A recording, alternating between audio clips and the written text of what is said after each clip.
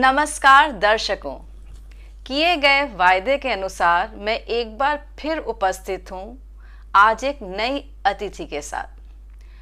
आपको जानकर प्रसन्नता होगी कि इतनी सी उम्र में आपकी 2 रचनाएं गिनीज बुक ऑफ रिकॉर्ड्स के लिए चुन ली गई हैं। ये रचनाएं बालपन पर आधारित हैं। आप एक सफल लेखिका ही नहीं, एक सफल शिक्षिका, एंकर, सिंगर, मोटिवेशनल स्पीकर और समाज सेविका भी हैं। आप राष्ट्रीय प्रवक्ता, राष्ट्रीय शिक्षक संचेतना भारत में भी हैं। आप संपादिका काव्य ब्रह्मांड झारखंड और राजस्थान में। बहुत सारी उपलब्धियां आपकी झोली में हैं, लगभग 400 से अधिक। आपको कई राष्ट्रीय और अंतर्राष्ट्रीय मंचों पर सम्मानित किया जाता रहा है और किया जा रहा है।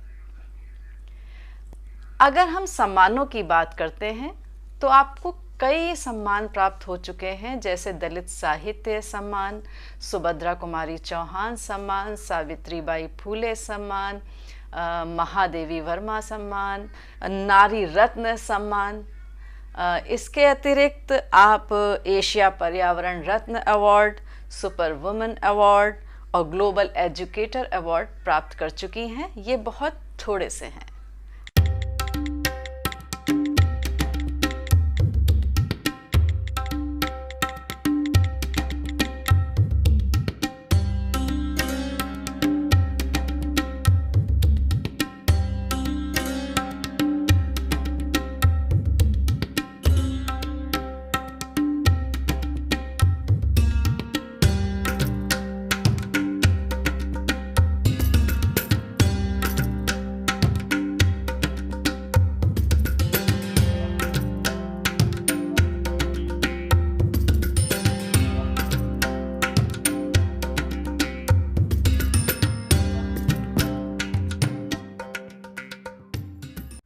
तो आगे हम बहुत कुछ जानेंगे और सुनेंगे डॉक्टर रूपा व्यास से। तो डॉक्टर रूपा जी, आपका स्वागत है हमारे चैनल कोना मन का में। नमस्कार आदरणीय डॉक्टर सुमन द्विवेदी जी, सर्वप्रथम मैं आपको नमस्कार करती हूँ और मुझे कोना मन का यूट्यूब चैनल पर आमंत्रित करने के लिए मैं आपका हार्दिक धन्यवाद करती हूँ। और आप जो कार्य कर रही हैं वो बहुत ही प्रशंसनीय है। हमें बहुत से ऐसे साहित्यकार हैं जिनके बारे में हमें जानना था और हम सब आपके माध्यम से एक दूसरे को जान पाए हैं और उनसे कुछ सीख रहे हैं। उनका जो अनुभव है तो वो सब कुछ हम आपकी इस कठिन परिश्रम और मेहनत की वजह से हम सीख पा रहे हैं। शुक्रिया आपका। आप हमारे दर्शकों को बताइए, आपको कब लगा कि अब आपकी रुचि लेखन की ओर होने लगी? लिखने का शौक़ तो बचपन से ही रहा है। जब मैं कक्षा 7वीं में थी तो पहली बार मैंने एक प्रतियोगिता में भाग लिया था। निबंध प्रतियोगिता आयोजित हुई थी।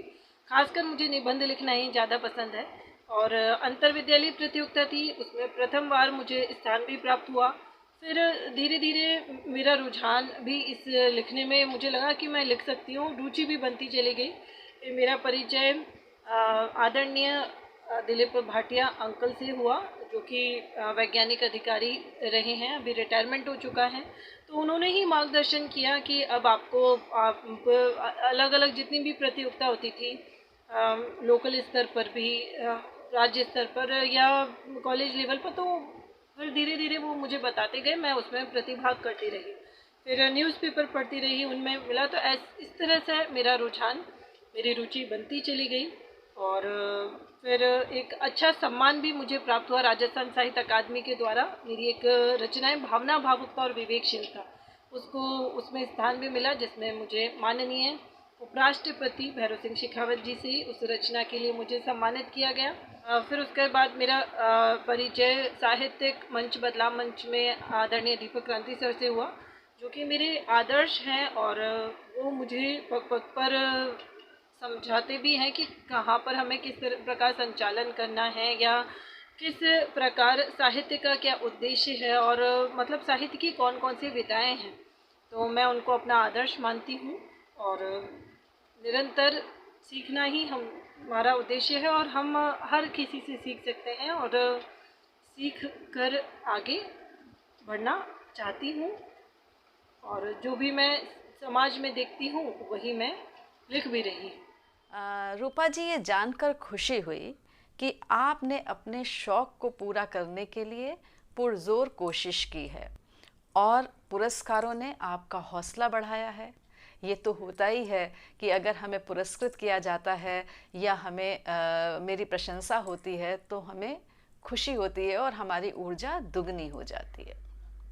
रूपा, आप आज के ज़माने की लेखिका हैं और मीडिया के कई पटलों से जुड़ी हैं।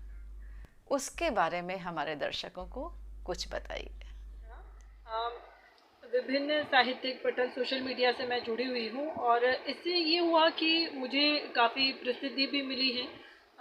और एक लेखक या लेखिका तभी कहलाता है, बनता है, जबकि कोई संपादक आपकी रचनाओं को अपने अखबार में प्रकाशित कर देता है।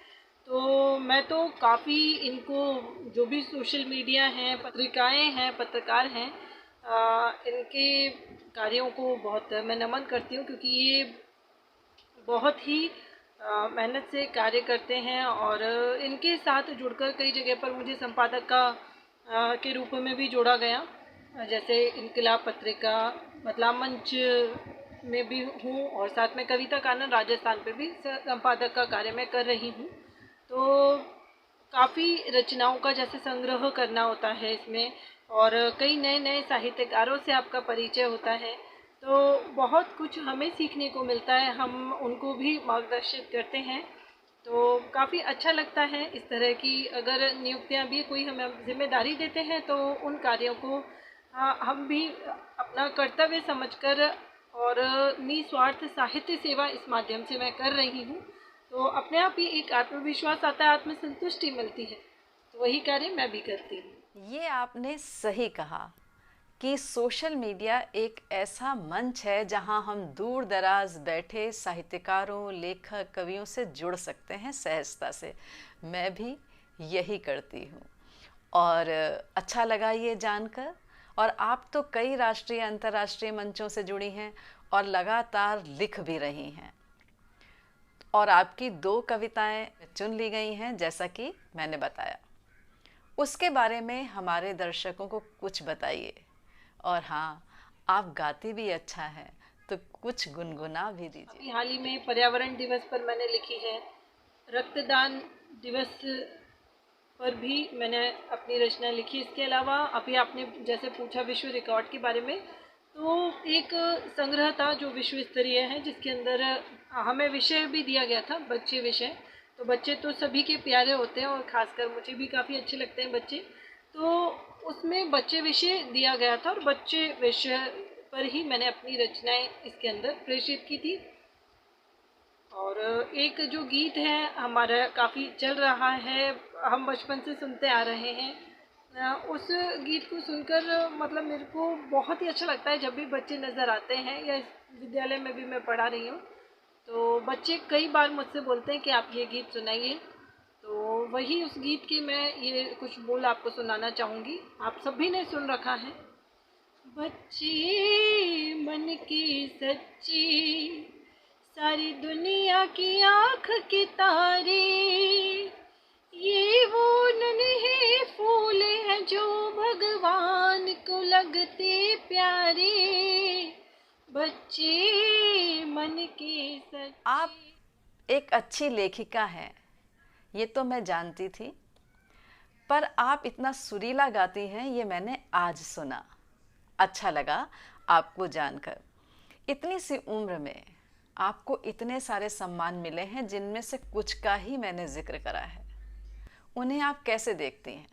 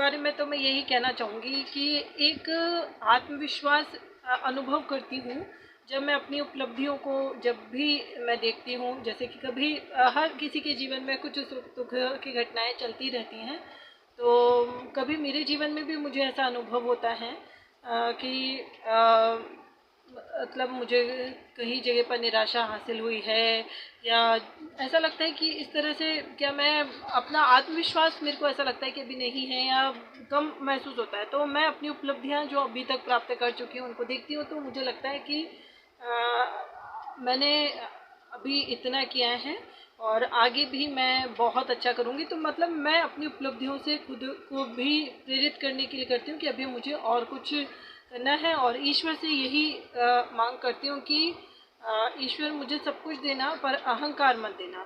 तो काफ़ी अच्छा अनुभव होता है जब इन उपलब्धियों के बारे में मैं कभी देखती हूँ, और एक संतुष्टि महसूस होती है। अच्छा लगता है कि मतलब मुझे प्रोत्साहित किया गया काफ़ी सामाजिक संस्थाओं के, साहित्यिक संस्थाओं के द्वारा, दलित साहित्य अकादमी दिल्ली के द्वारा महिला दिवस पर नारी रत्न अवार्ड, इस सुभद्रा कुमारी चौहान सम्मान, और इसी प्रकार कई सम्मानों उपलब्धियों से अगर सामाजिक संस्थाओं के द्वारा सम्मानित किया जाना अपने आप में एक प्रोत्साहन मिलता है, एक कार्य की प्रशंसा, और एक गुरु होने के नाते मुझे लगता है कि कई बार मुझे गुरु दिवस पर सम्मान किया जाना तो अपने आप में बहुत ही अच्छा अनुभव होता है। अगर मैं ये पूछूं कि रूपा व्यास, डॉक्टर रूपा व्यास जो कुछ भी आज हैं, वो उसका क्रेडिट किसे देना चाहेंगी, तो आप क्या कहेंगी? जी हाँ सुमन जी, इस प्रश्न का उत्तर तो मैं यही देना चाहूँगी कि हमें ये लगता है कि हम अगर आज कुछ हैं, कुछ कर पा रहे हैं, तो हमारे समाज की वजह से हम जो कुछ भी सीख पाए हैं ये, और एक हमारी रुचि भी होनी चाहिए। तो समय तो अपने आप निकल जाता है, और समाज से हमने जो कुछ भी सीखा है तो हमारा एक कर्तव्य बनता है कि जो आने वाली पीढ़ी है उसे हम जागरूक करें और उसे सही मार्गदर्शित करें, और समाज की जो भी समस्याएं हैं उनको, जो भी हमारे नेतृत्व करता है उनके सामने, जनता के सामने लाने का प्रयास हम साहित्य के माध्यम से करते हैं। तो बस इन्हीं वजह से और समय मैं भी अपनी रुचि के कारण निकाल पाती हूँ। रूपा जी, आप बदलाव मंच से भी जुड़ी हैं, उसके बारे में हमारे दर्शकों को कुछ बताइए। बदलाव मंच एक राष्ट्रीय अंतर्राष्ट्रीय शैक्षिक साहित्यिक सांस्कृतिक संस्था है जिसकी पुस्तक अभी हाल ही में प्रकाशित हुई है, जिसका नाम है काव्य ब्रह्मांड। डॉक्टर दीपक क्रांति जी इसके संस्थापक अध्यक्ष हैं, और मैं इसी मंच पर अध्यक्षा के रूप में कार्य कर रही हूँ। इसके बारे में बताना चाहूँगी, यह एक साहित्यिक सामाजिक सांस्कृतिक समूह है जहाँ देश विदेश से एक से बढ़कर एक रचनाकार हैं जो निरंतर अपनी मौलिक रचनाओं से हिंदी साहित्य को समृद्ध कर रहे हैं। यहाँ एक तरफ नवोदित रचनाकारों को प्रोत्साहन दिया जाता है, तो दूसरी तरफ प्रतिष्ठित रचनाकारों को भी उनकी प्रतिष्ठा में चार चांद लगाने के लिए प्रयास किए जाते हैं। बदलाव मंच के नाम कई विश्व रिकॉर्ड बन चुके हैं, जिनमें 74वें स्वतंत्रता दिवस 2020 को लगातार 74 घंटे तक देश विदेश के 74 कवियों के निर्बाध रूप से कवि सम्मेलन संचालित करवाना आदि विश्व कीर्तिमान इसमें प्रमुख है। इसकी स्थापना साहित्य, सांस्कृतिक तथा समाज के उन्नयन के लिए आदरणीय संस्थापक डॉक्टर दीपक क्रांति जी के द्वारा की गई है। बहुत अच्छा लगा ये जानकर कि साहित्यिक और सांस्कृतिक उत्थान के लिए ये मंच काफ़ी अच्छा है। तो दर्शकों, अगर आप इस क्षेत्र में आगे बढ़ना चाहते हैं तो आप भी इस मंच से जुड़ सकते हैं। और रूपा जी, आपसे बातचीत काफ़ी सारगर्भित रही, सार्थक रही, और मुझे बहुत अच्छा लगा, और मुझे उम्मीद है कि हमारे दर्शकों को भी आपको सुनकर बहुत अच्छा लगा होगा और बहुत कुछ जानने और सीखने को मिलेगा। तो दर्शकों, इसी तरह के वीडियोस देखने के लिए और कोना मन का से जुड़ने के लिए आप हमारे चैनल को लाइक और सब्सक्राइब ज़रूर करिए। कमेंट बॉक्स में जाकर प्रतिक्रिया ज़रूर दिया करें, क्योंकि आपकी प्रतिक्रिया का हमें बेसब्री से इंतज़ार रहता है। आपकी प्रतिक्रिया ही हमें आगे बढ़ने के लिए हौसला देती है, ऊर्जा देती है। हमें सुनने के लिए पुनः धन्यवाद और आभार।